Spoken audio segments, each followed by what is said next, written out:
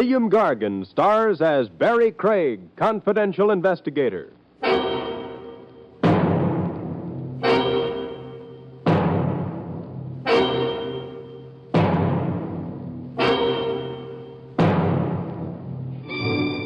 It never pays to be friendly with murderers. Give them an inch and they'll take a yard, usually rope, tied around your throat and attached to the nearest rafter.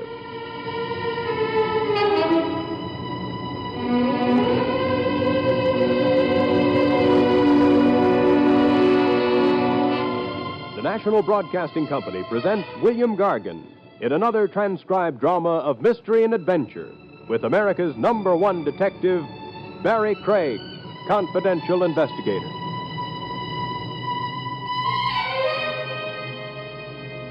Craig speaking. If I try hard, I can remember back to the days before I was in this business, when on going to bed at night, I would always look under my bed. No, not for a blonde, a burglar. There never was one, though. So as the years went by, I stopped looking. I just went to bed. On this particular night, however, I had barely dropped off to sleep when I heard a noise at my window. I was practically asleep, and besides, I wasn't in the mood for burglars. The burglar, however, had other ideas. Mr. Gregg. I'm asleep. You can't see me, can you? No, and I'd be happier if I couldn't hear you. I can see you, however. It helps me aim the gun I'm pointing at you more accurately. Well, I'd hate to have your aim suffer. Mr. Craig, I need some advice. I'm a novelist. I'm writing a book about murder. I'm calling it The Unsolvable Crime. Well, now that you've got that off your chest... What I came here for was to have you tell me whether or not the murder my book is about is really unsolvable. Well, why me? Because you've had a lot to do with murder, for one thing. Because you're not a policeman, for another. No argument so far. The man to be murdered, in my book, that is, has heart disease. He's a crooked broker, a man who deserves to die. Uh-huh. And he suffers from heart disease. For this illness, he takes daily, at stated hours, capsules containing heart medicine. His life depends on these capsules. Now then, the murderer, in my book, that is, decides to poison the broker. Well, that's against the law. Yes, poisoning, but without poison. Well, get to the next chapter. The murderer steals one of the capsules, pours the medicine out, and replaces the medicine with ordinary water. Eventually, the financier takes the capsule, which contains water instead of medicine. He dies of heart failure. Well, not bad. Thank you. The poisoner can't be traced through the poison he bought because he didn't buy any. An autopsy would show no poison in his victim's body since there wouldn't be any. Most likely, the murdered man would be assumed to have died a natural death. Well? Well, what? Is the crime unsolvable? Oh, at the moment, I can't see any flaws in it. Well, if you can't, then I don't imagine the book reviewers will. Don't you mean the police? Why should the police be interested in a book I'm writing? Why should the book reviewers be interested in the murder you're committing? You're not serious? You are. Well, I'm afraid I must leave now. No, don't move. I still have the gun pointing at you. If I had to shoot you, it wouldn't be an unsolvable crime, perhaps. But what good would that do you?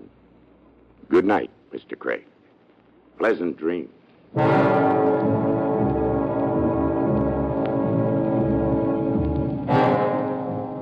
The gentleman in the dark left quickly and efficiently. So I went back to sleep. When I got up the next morning, I decided to pretend the whole thing hadn't happened. There was nothing I could do, and maybe my midnight visitor had really been a novelist. I cherished that happy thought until breakfast. Your toast, Mr. Craig, in the morning paper. Thank you. Oh, you're up early this morning, aren't you? Well, I'm glad you noticed.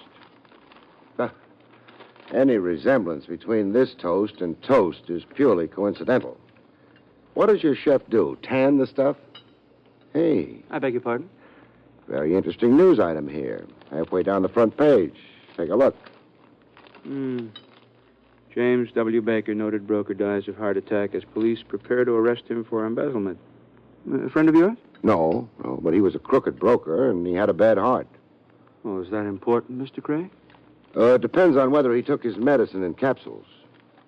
What depends, sir? Murder.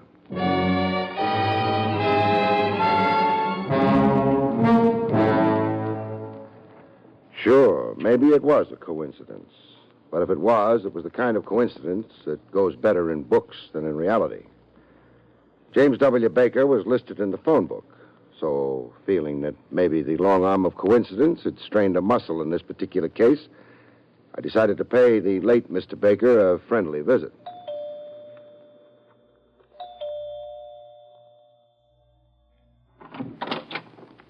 Hello. Hello. This is the Baker home, isn't it? Yes, it is. I'm Mr. Baker's niece. And you? Barrie Craig. I'm an old friend of your uncle's. You're not old. Well... And you're not a friend of my uncle's. But come in anyway. Thank you. My name is Sandra. I realize maybe I shouldn't have come today. You must be all broken up by your uncle's death. Who? Me? Well, the family. Well, that's me. I'm the family. Your uncle must have been a lonely man. He didn't mind. He had me. And the market. And all those people he was swindling, of course. And there were Mr. Hanson and Tommy. Who's Tommy? Oh, sort of stunted youth. Uncle's secretary. Very anemic. I always ignore him. And Hanson? Hanson was Uncle's lawyer. And I fondly suspect as big a crook as Uncle was. But very spatted, you know? Spatted? Yes, on the shoes and gardenia'd in the buttonhole. And I have a sneaking suspicion whiskeyed in the liver. Sounds nice. Anybody else close to Uncle? No. Then it boils down to one of you three. What does? Who's happy now that Uncle's dead? Well, I am. Hanson is. Tommy is. Well, it just about covers the field. Well, why is everybody so happy? Uncle had some money. I get it now. Hanson stole from Uncle, and he won't go to jail now. Tommy was implicated in Uncle's swindling. Tommy won't go to jail now. And who has a very deep, rasping voice, with the trick of dropping his voice at the end of every sentence? I don't have a very deep voice. Are Hanson and Tommy around? Yes, they are. They're sitting around practicing grief-stricken looks for the funeral. That happy event is this afternoon. I better get dressed. Sandra. Hurry. Oh, who's hurrying? I am. Who are you? Barrie Craig, and you? Well, I'm Tommy. I'm Mr. Baker's secretary. Well, in his condition, he doesn't need a secretary. Well, then, I'm Mr. Baker's former secretary. No, I'm the former Mr. Baker's I get it. Relax. I am relaxed. Then why are you in such a hurry? Well, I have to go out to hire some mourners, haven't I? You have to hire some mourners? Well, sure, it wouldn't look nice if there were only 3 of us at the funeral. No. Especially since you'll all be grinning from ear to ear. Incidentally, has your voice ever been deeper? Heavens, no. Ta-ta. Goodbye. Oh, back again? Oh, no. Hello? Good morning.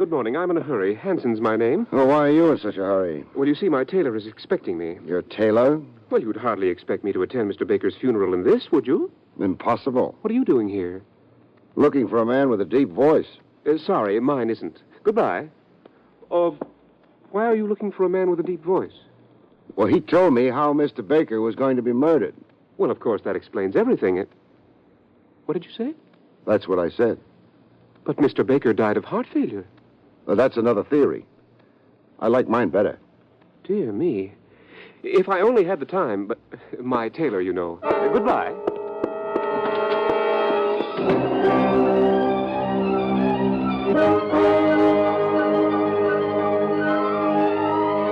I stayed in my chair for a while, staring at the door that had shut behind Hanson. Wondering.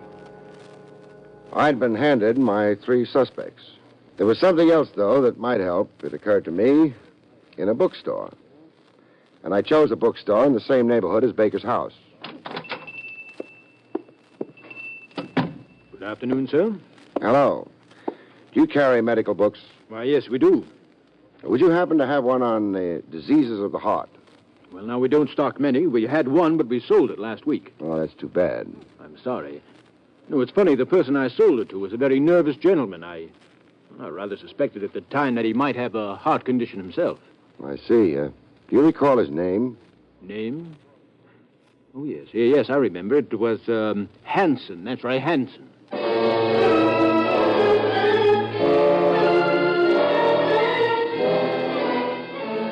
Mr. Hanson's taste in literature was interesting.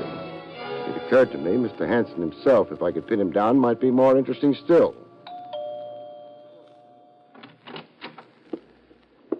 Hello, Mr. Hanson. Oh, Mr. Craig. Come in. Thank you. Well, how did the funeral go this afternoon? Very sad indeed. Funerals upset me. Yeah, I can see how that would be. Have you ever tried reading for your nerves? It's supposed to be very soothing. Oh, I'm afraid I have no patience for books. Not even books on heart disease? What was that? Why, Excuse me. Hello? Oh, yes. Yes, of course. At once. Goodbye. Bad news? You turned pale. I'm terribly shocked. Tommy, you know him? Baker's secretary? Yes, I know him. Well, it seems that something's happened to him. What? He's dead.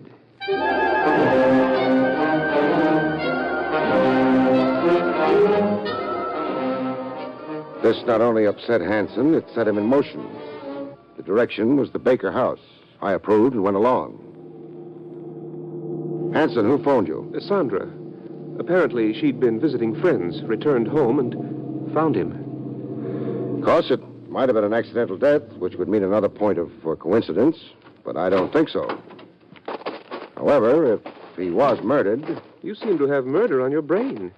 You said something about the police thinking Baker was murdered, too. Not the police. Me.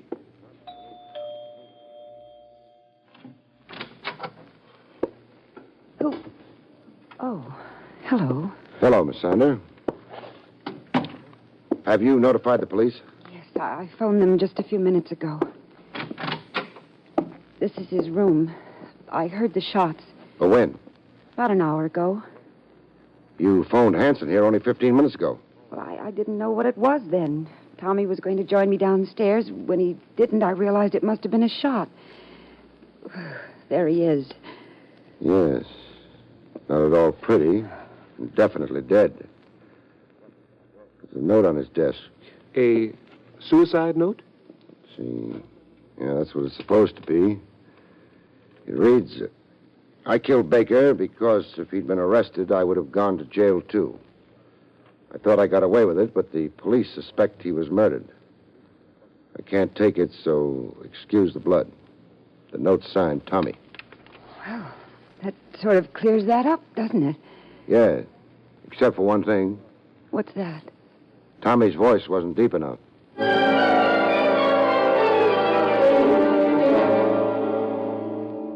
The police showed up in a very little while.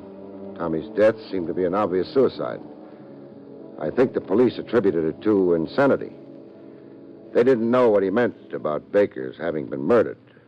As for me, there didn't seem to be much of anything to do at the moment, so I went home and went to bed.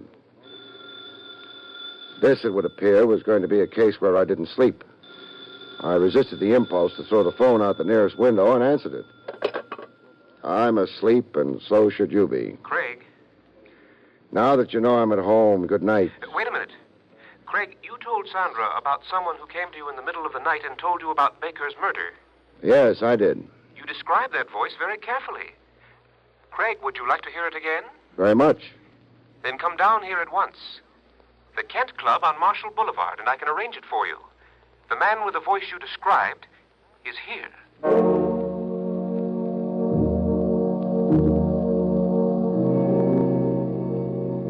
I'd pretty much given up expecting to hear that voice again. But if Hanson said he'd heard it, then it was something for me to find out about. From the time I got the phone call to the time I got to the club, it must have been about a half an hour. Craig, I've been waiting for you.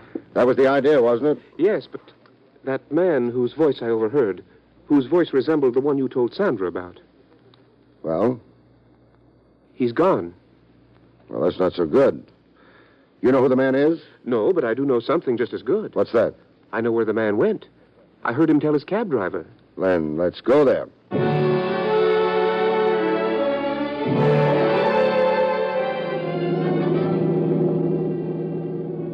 Of course, Craig, you realize that I'm not absolutely sure it's the man you want. Me, I'm grabbing at straws. Anything at the moment is worth trying. That voice did sound like your description.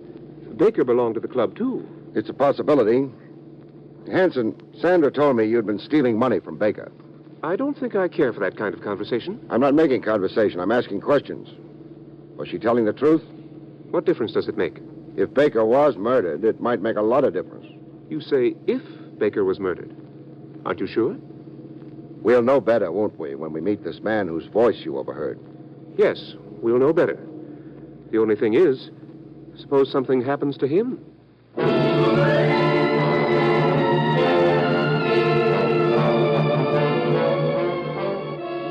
Hey, are we still in the United States? We've been traveling for hours. Apparently, he lives farther out than we realized. Shouldn't be much farther. Craig, mind if I ask you something? Go ahead. It's about Tommy. I can see him committing suicide, all right. He never impressed me as being much of anything. But somehow I can't see him murdering Baker. People rarely kill other people in front of witnesses. That's not what I meant. Craig, are you sure Baker was murdered? No. But you said before... I said I suspected it. That's something else. However, I am sure of one thing. What's that? I'm sure Tommy... Yes? ...was murdered.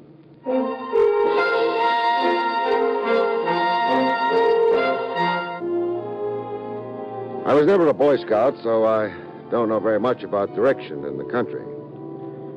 But I was surprised at where I wound up. Where the car wound up was a bumpy dirt road in a very secluded hunk of landscape. Well, that must be the house up ahead. Yes, and the house is dark. Probably took him less time to get here. Must have gone to bed. Probably. There's a mailbox. House number on it. Yes, this is it. Well, let's go visit. Craig, do you think he'll recognize you? Sure. I couldn't see him, but he saw me clearly enough. Well, that's not so good. Are you armed, in case he tries anything? No, but maybe he won't try anything. Suppose he refuses to say anything, to speak at all, when he sees you. That'll answer our question just as well, won't it? I suppose so. Shall I ring? Sure. Oh, that would be warning him, though, wouldn't it? Suppose he hears the doorbell, looks out, sees you. He might run away. He might. Look, why don't I go around to the back? Then in case he tries to run... That's a good idea. You do that. All right. And be careful. Sure, I'll be very careful. The moon picked out the door, glinted on the metal doorbell. I pushed it. It was a nice night, not too warm, not too cold. However, a guy named Craig was cold. Walking into a dark house with somebody waiting on the other side of a door could have its unpleasant aspects. Nobody answered the doorbell. I hadn't expected anyone to, so I tried the handle. It was very dark inside. I pulled out a book of matches and hesitated. In the darkness, when you strike a match, you make a very nice target. I wasn't sure I liked the idea. On the other hand, I needed a little more action. It would settle things. I lit a match. There was a light switch on the wall, and I flipped it on. Then I walked into the parlor. There wasn't much more to the house than that.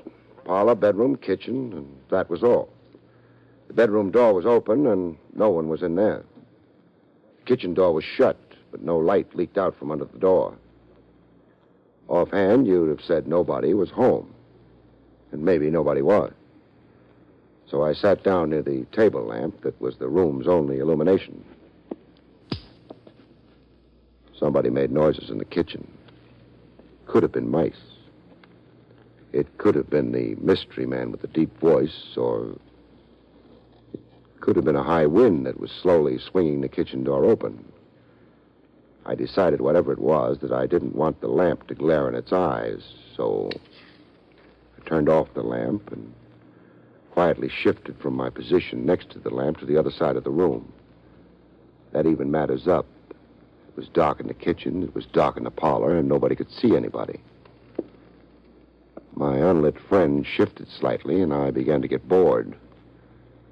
So I grabbed what felt like an ashtray and threw it against the wall on the opposite side of the room. The little stranger didn't like ashtrays. He tried to shoot the one I threw, but the gun flash gave his position away. I know where you are, and my gun's pointing at where you are, so drop yours.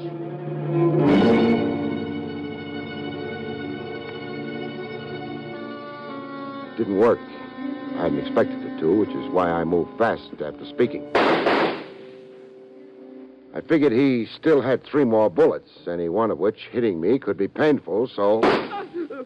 Drop the pop gun, huh? All right. Thanks. We can use a little electricity now. Hello, Hanson. Craig. My, you're bleeding. Your arm? Yes, I didn't know it was you. Who'd you think it was? Well, I waited outside for a while. Nothing happened, so I came in. And then, when you didn't recognize my voice in the dark, you started shooting at me, huh? That's right. Thinking I was the owner of this house? Of course. But, Hanson, how could you think that when you yourself own this house? What? But I don't understand. You're not very subtle. When you asked me if I was armed before we got into the house... You said you weren't. Of course. You see, I knew you were going to try to kill me. What? How did you know that? Because you overheard the man with the deep voice. Well, what was wrong with that? You couldn't have heard him. You see, Hanson, the man with the deep voice is dead.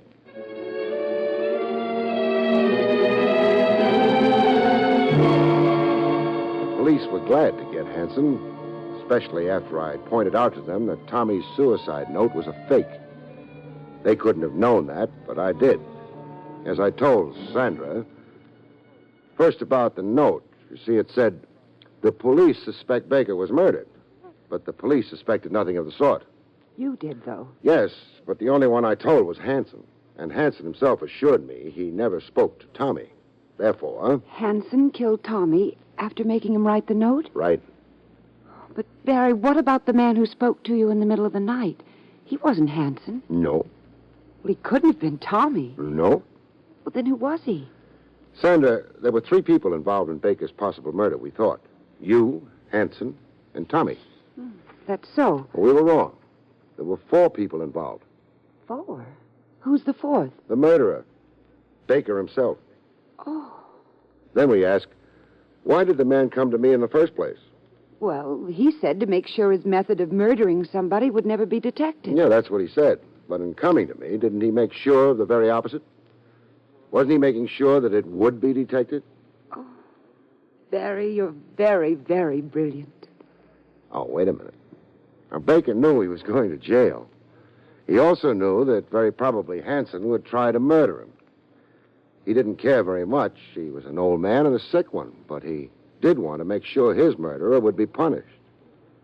That's funny. What is? If Hanson hadn't tried to make doubly sure he was safe, he probably would be safe. I doubt whether there'd have been enough evidence to convict him of your uncle's murder.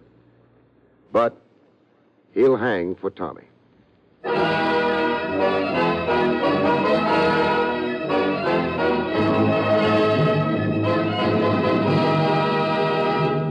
You've been listening to William Gargan in another exciting transcribed mystery drama from the adventures of Barrie Craig, confidential investigator. Tonight's story, Visitor at Midnight, was written by Louis Vittes. The National Broadcasting Company has just brought you an NBC Radio Network production with William Gargan starring as Barrie Craig, confidential investigator, directed by Andrew C. Love. Our cast included Ken Christie, Kay Stewart, Jack Carroll, Byron Kane, and Jack Crucian.